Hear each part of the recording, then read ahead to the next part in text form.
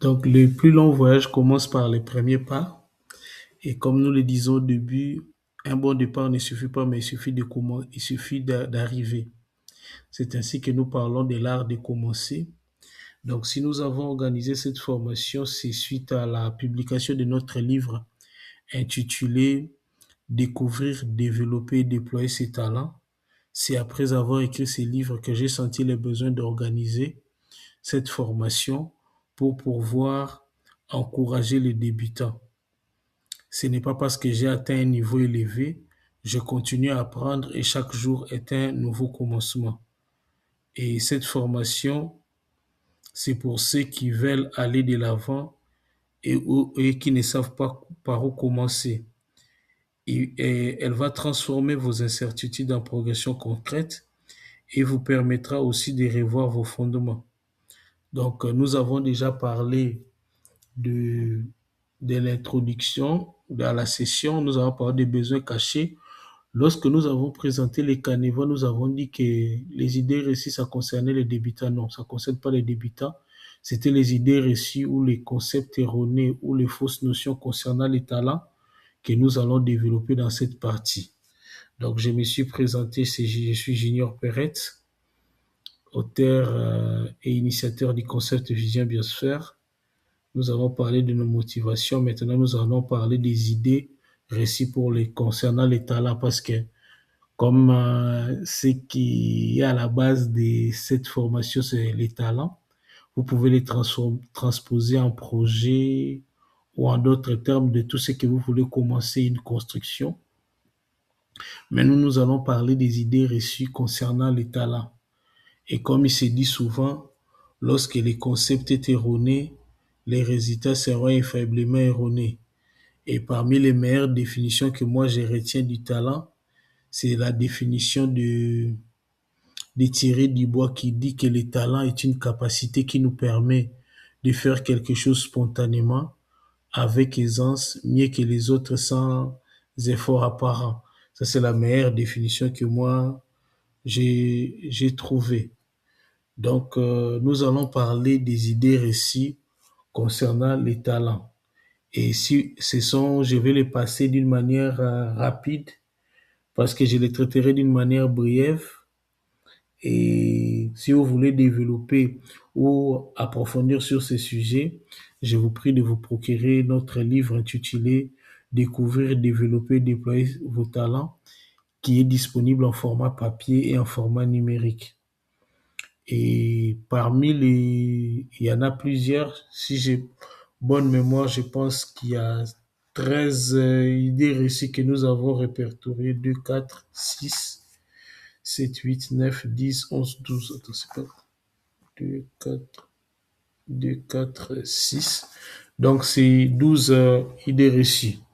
Donc, la première idée reçue concernant les talents, c'est que avoir du talent fait de vous un homme spécial.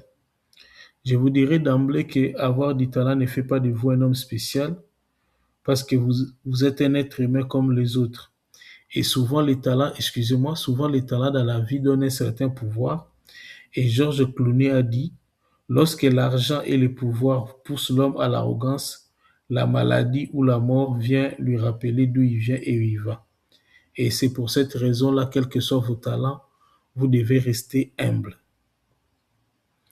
Et avoir du talent, ce n'est pas une excuse, parce qu'il y a beaucoup qui pensent que le fait qu'ils ont du talent, c'est une excuse à certaines circonstances de la vie.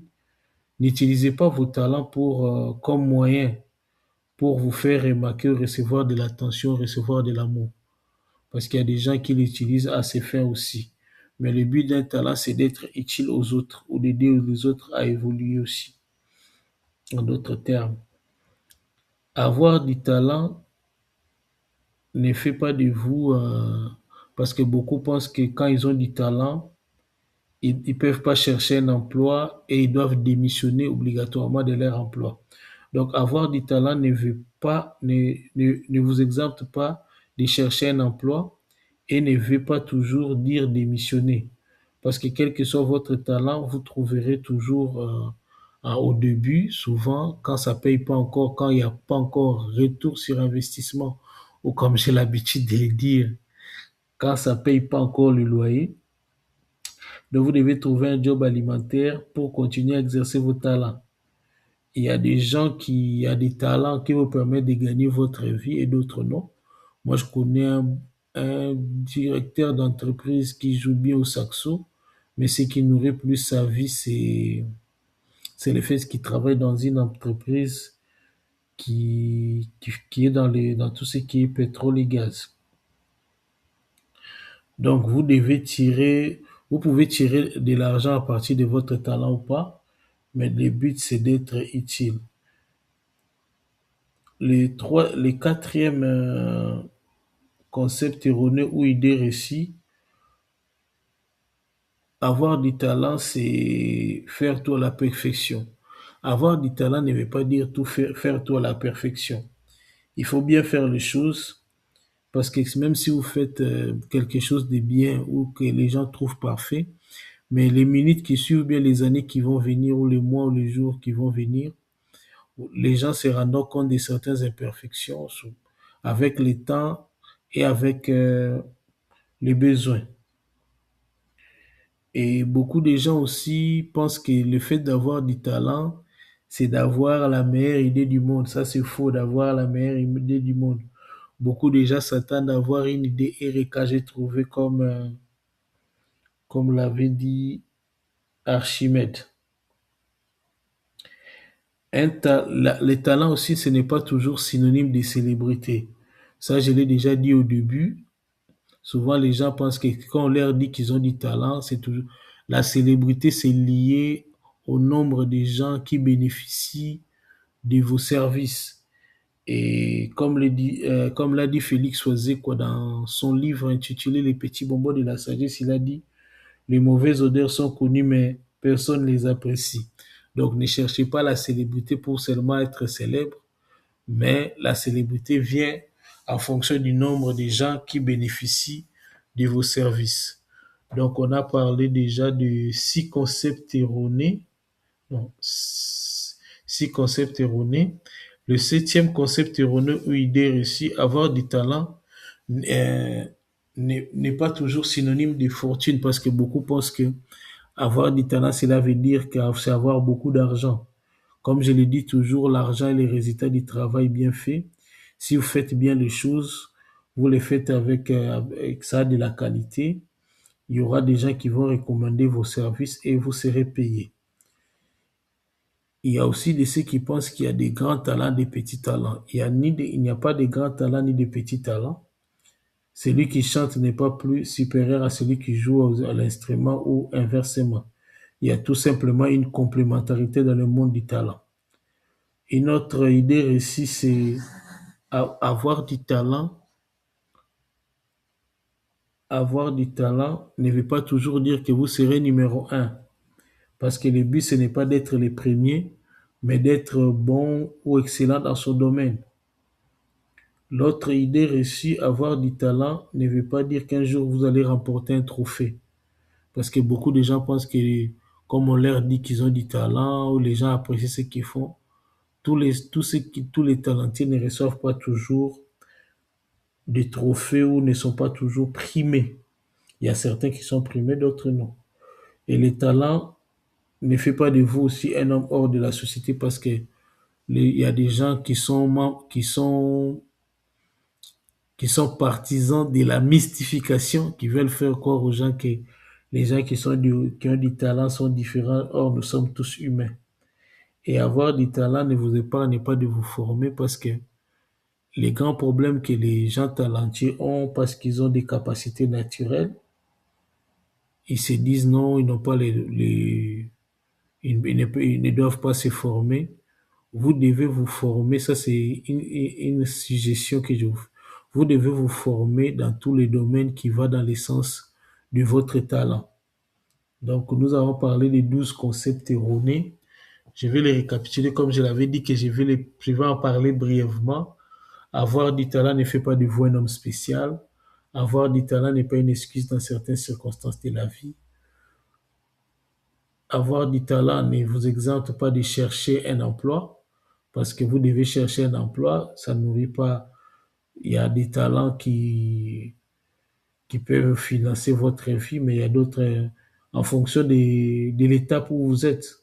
Ça, ou ça, si ça ne paye pas encore le loyer, cherchez un emploi, un job alimentaire et continuez à exercer vos talents jusqu'au jour où ça va commencer à vous prendre en charge.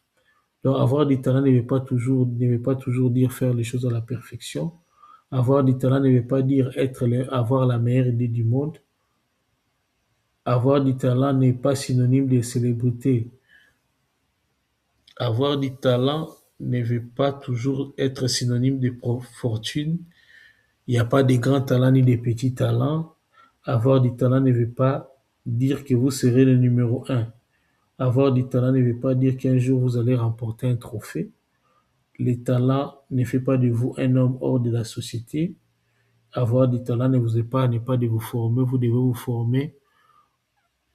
Il y a des formations. Si la formation pour vous, c'est un grand mot, d'une manière générale, on peut se former auprès des gens qui ont commencé l'activité bien avant que nous et qui trouvent des résultats et nous voulons nous inspirer d'eux. Donc, vous pouvez vous rapprocher de quelqu'un.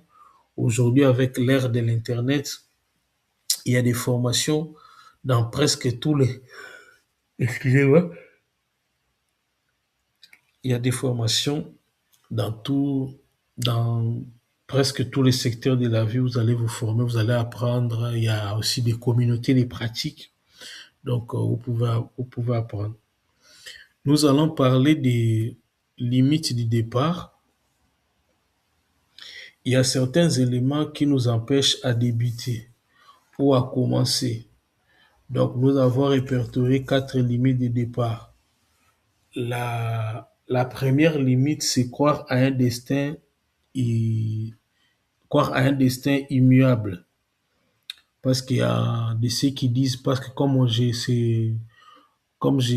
l'ai dit, donc, cette formation se base sur les talents, il y a des gens qui se posent la question, n'est-on talenté ou bien est-ce qu'on est talentueux ou on le devient? Il est souvent difficile de répondre à cette question. Elle a toujours deux réponses selon qu'on croit au destin ou pas. Pour ceux qui croient à la destination, ils disent qu'il n'y a aucun effort à faire, tout est naturel. Mais il faut noter que vous croyez à la prédestination ou pas. Vous devez savoir que rien ne se fera sans vous. Et les talents ne contribuent qu'à 10% et le reste, c'est le travail. Pendant longtemps, on nous a fait croire que tout était prédéterminé. Nos réussites et nos échecs, nos joies, nos peines, comme si la vie se résumait à un scénario écrit d'avance ou à une pièce de théâtre où nous serons que des acteurs dépourvus de véritable autonomie. C'est ce que l'on pourrait qualifier les mythes de la destinée immuable. Parce que d'une manière générale, les gens pensent que quand nous venons sur la Terre, nous sommes comme des acteurs. Donc, il y a des choses qui peuvent se faire. Donc, tout est déjà, on n'a pas d'effort à faire. On n'a rien à faire. L'essentiel, nous, on suit seulement le destin comme l'eau suit son cours. Donc, d'une manière générale, il y a des choses qui se font sans notre contrôle. Il y a des choses que nous pouvons contrôler.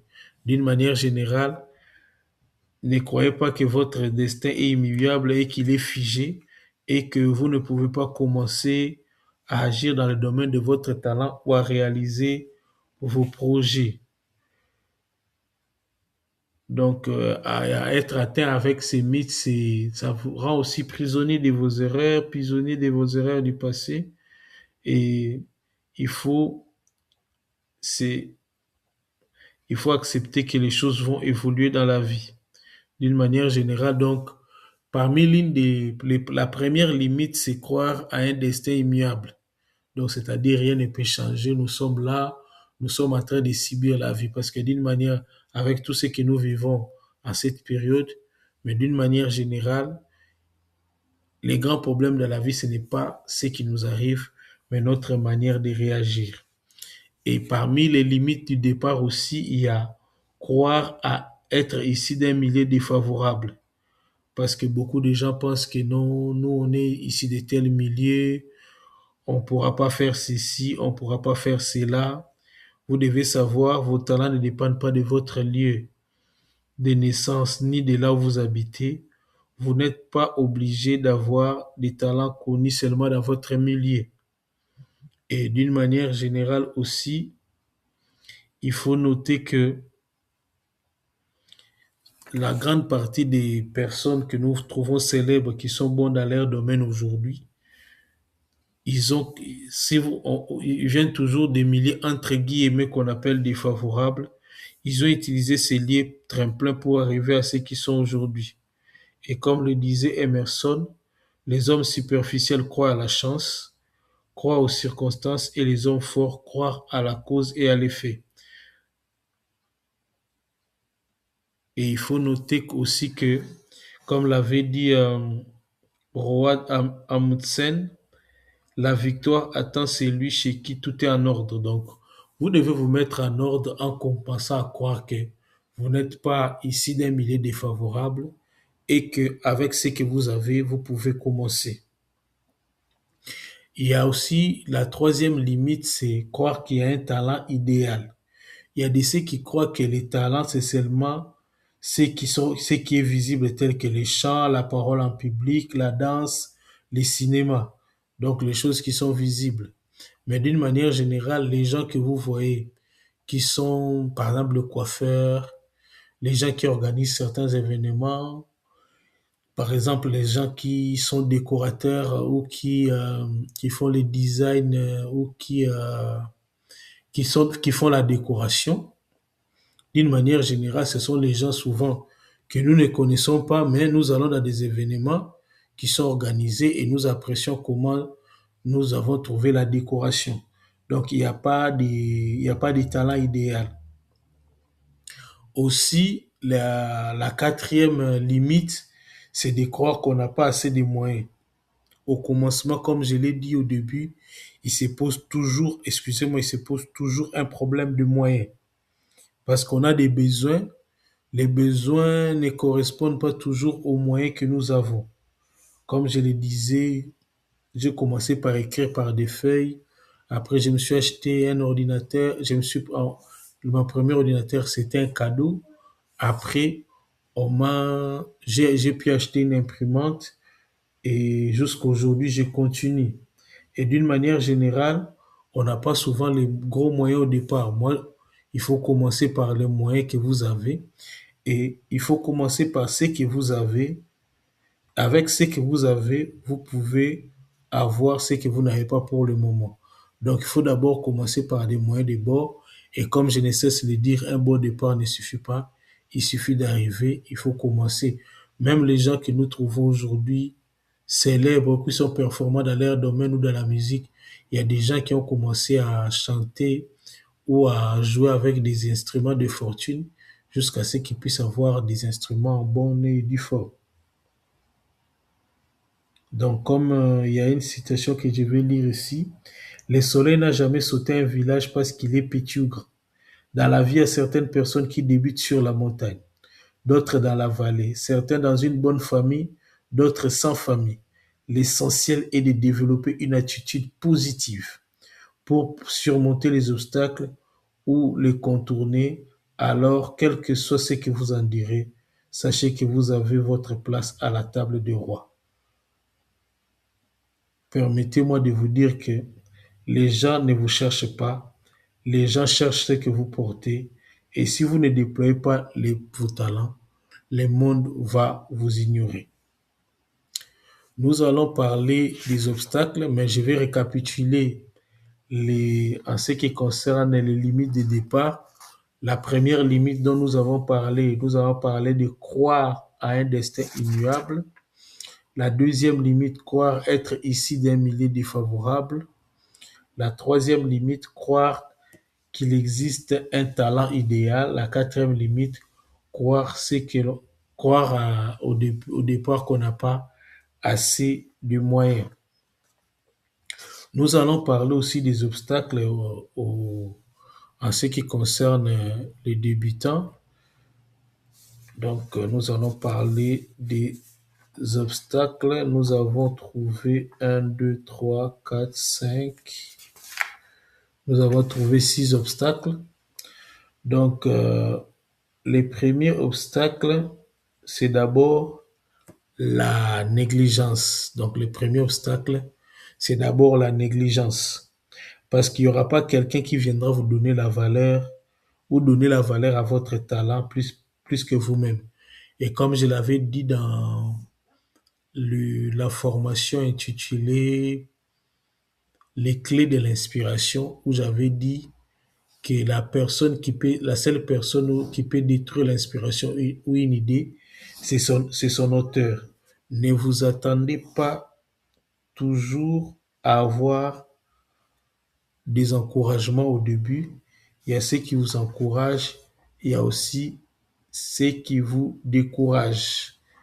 Et tout commence d'abord par vous-même. Il y a des gens qui ont tendance à banaliser vos talents, à banaliser votre travail. Et souvent, nous pensons que les autres sont mieux que nous. C'est à nous de valoriser ce que nous faisons.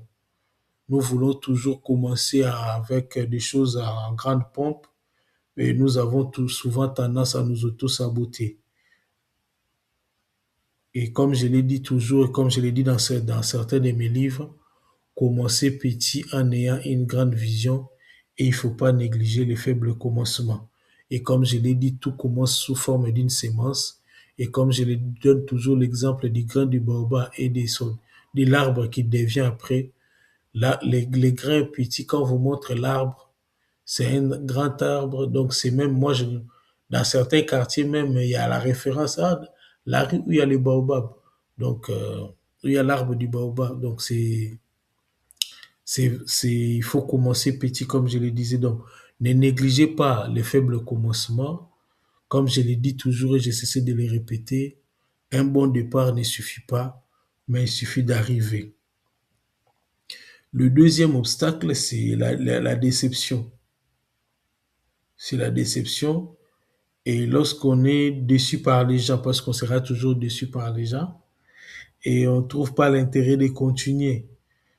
Et moi, je me souviens qu'il y a des livres où j'ai écrit, que j'ai donné à des gens après des années, les gens n'ont jamais lu. Et souvent, vous cuisinez bien, mais les jours où vous ouvrez un restaurant, vos proches qui apprécient votre nourriture ne sont jamais passés dans votre restaurant. Ou les gens qui vous ont encouragé comme moi d'écrire un livre, mais qui ne sont jamais procurés. La déception vous fera sentir comme si vous êtes épuisé. La déception aussi peut provenir de l'ingratitude. Vous avez aidé les gens par vos talents, mais ils ne reconnaissent pas les choses à la juste valeur et ils ne comprennent pas vos efforts.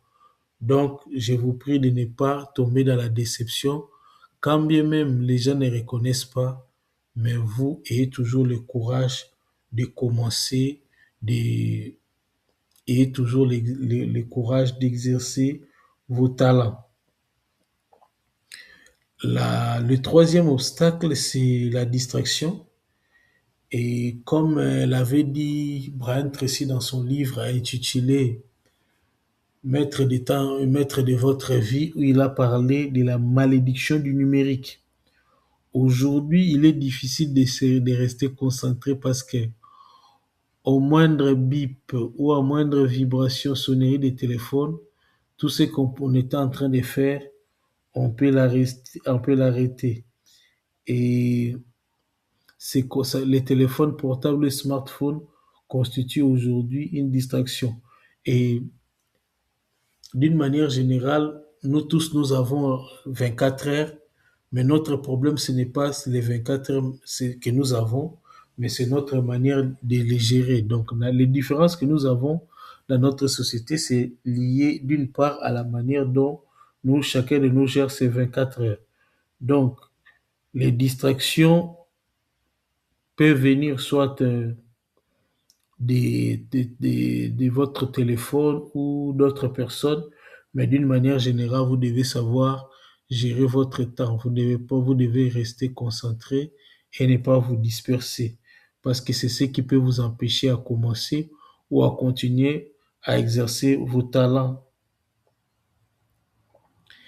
Le, le quatrième obstacle, attendez, donnez-moi un petit instant. J'ai donné. Le quatrième obstacle, c'est la soif de la célébrité, comme je venais de le dire dans les fausses notions, ou bien dans les idées reçues, ou bien dans les concepts erronés liés au talent. C'est la soif de la célébrité. Le but de votre talent, c'est de rendre service aux autres et d'être utile aux autres. Et ne vous attendez pas toujours à être populaire. Il y a des choses que, il y a des gens qui font tout et du n'importe quoi pour chercher la célébrité. Après, ils se perdent en chemin. D'une manière générale, comme je le disais toujours et je cesserai de le dire, la célébrité n'est que le résultat du, du nombre de personnes qui trouvent que vos services sont utiles pour eux ou qui trouvent, c'est en fonction des gens que vous rendez service. Si vous rendez service à 100 personnes, c'est 100 personnes qui vont vous connaître. Si vous rendez service, excusez-moi, à 1000 personnes ou à 1 million de personnes, en fonction de la qualité de ce que vous faites, là, vous serez célèbre. Mais il ne faut pas chercher la célébrité pour seulement être célèbre. Il y a aussi le cinquième obstacle, c'est la perte de la vision. Souvent, nous perdons la vision, comme je le dis souvent, que la vision, c'est l'image mentale et émotionnelle de ce que l'on veut entreprendre. D'une manière générale, il nous arrive à perdre la vision. Comme je le dis toujours, la vision, c'est l'image mentale de ce que l'on veut entreprendre.